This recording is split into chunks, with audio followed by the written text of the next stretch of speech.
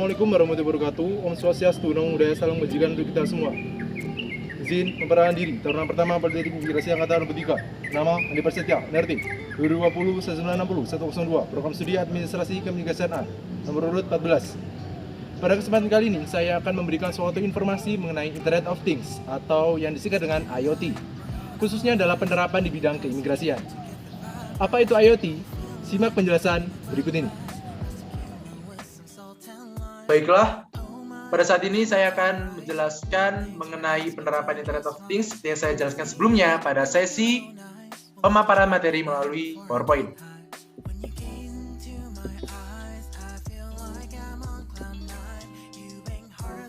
TMPK Anda, apa itu Internet of Things? Internet of Things atau yang dapat disingkat dengan IoT adalah suatu konsep atau program di mana sebuah objek mempunyai kemampuan untuk mentransmisikan suatu data melalui jaringan tanpa menggunakan bantuan perangkat komputer maupun manusia.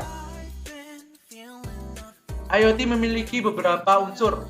Secara umum terbagi menjadi 5. Yang pertama yaitu Artificial Intelligence atau AI, yaitu sebuah penemuan yang dapat memberikan kemampuan bagi setiap teknologi atau mesin untuk berpikir otomatis atau berpikir cerdas. Jadi, AI di sini dilakukan dengan mengumpulkan berbagai data, pemasangan jaringan, dan pengembangan algoritma dari kecerdasan buatan. Kemudian yang kedua yaitu konektivitas. Di dalam sebuah sistem IoT yang terdiri dari perangkat kecil, setiap sistem akan saling terhubung dengan jaringan, sehingga dapat menciptakan kinerja yang lebih efektif dan efisien. Kemudian yang ketiga yaitu sensor. Dengan adanya sensor, mampu untuk mendefinisikan sebuah instrumen yang mana dapat mengubah IoT dari jaringan standar yang cenderung pasif menjadi sistem aktif yang terintegrasi dengan dunia nyata. Kemudian yang keempat yaitu perangkat ukuran kecil. Semakin kecil sebuah perangkat, maka akan menghasilkan biaya yang lebih sedikit, namun efektivitas dan skalabilitas menjadi lebih tinggi. Kemudian yang kelima yaitu keterlibatan aktif. IoT telah menerapkan metode paradigma aktif dalam berbagai konten, produk, serta layanan yang tersedia. Kemudian kita akan membahas mengenai cara kerja dari IoT, yaitu memanfaatkan sebuah argumentasi dari algoritma bahasa pemrograman yang telah disusun, di mana setiap argumen yang terbentuk akan menghasilkan sebuah interaksi yang akan membantu perangkat keras atau mesin dalam melakukan fungsi atau kerja. Yang terpenting terletak pada internet yang menjadi penghubung antar sistem dan perangkat keras. Tugas utama dari manusia di sini adalah menjadi pengawas untuk kegiatan mesin yang dilakukan. Kemudian kendala terbesar dari pengembangan Internet of Things adalah dari sisi sumber daya yang cukup mahal serta penyusunan jaringan yang sangat kompleks. Di sini terdapat manfaat dari IoT. Saya membaginya menjadi 4 pilar. Yang pertama yaitu ketercapaian efisiensi. Dengan adanya IoT, semakin banyak konektivitas jaringan terbentuk, semakin kecil pula jumlah waktu yang dibutuhkan. Kemudian yang kedua, mempermudah memonitoring. Secara umum, IoT dapat membuat efektivitas untuk mengontrol dan memonitoring sebuah pekerjaan maupun program menjadi lebih mudah dan juga tidak memerlukan tenaga yang lebih. Yang ketiga yaitu memudahkan pengolahan. Dalam mengolah suatu data, program ataupun perangkat yang ada, IoT dapat memudahkan dalam pengerjaannya sehingga pengolahannya lebih tertata dan terorganisir. Kemudian yang keempat yaitu memudahkan proses konektivitas.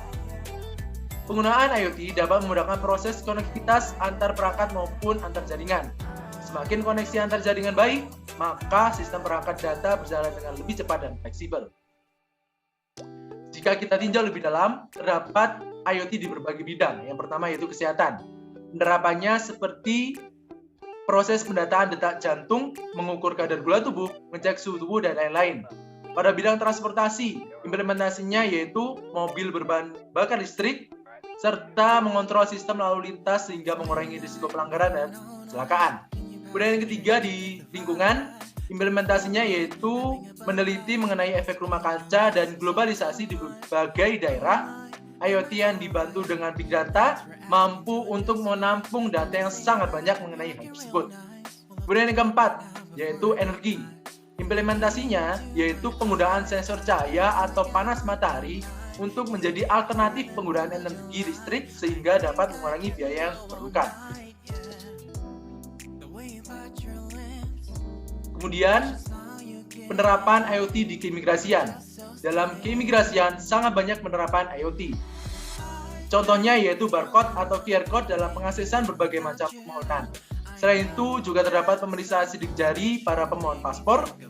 Penerapan lainnya, khususnya yang terdapat pada kantor imigrasi kelas 1 TPI Malang, adalah adanya aplikasi yang dapat mempermudah dalam kegiatan keimigrasian sehari-hari. Aplikasi tersebut yaitu Singa Karmila. Pada aplikasi ini terdapat pelayanan online yang diberikan untuk WNI ataupun WNA. Pelayanan tersebut seperti Apapo, Apoa, e-visa, dan lain sebagainya sebagai bentuk implementasi dari SIMKIM. Ketiga gambar tersebut meliputi persetujuan visa online, Singa Karmila, dan implementasi SIMKIM yang mendunia. Terima kasih, sekian yang dapat saya sampaikan pada sesi pemaparan materi ini. Kembali lagi kepada sesi sebelumnya. Nah, itu tadi adalah penjelasan mengenai IoT atau yang dikenal dengan Internet of Things, khususnya dalam penerapan bidang keimigrasian.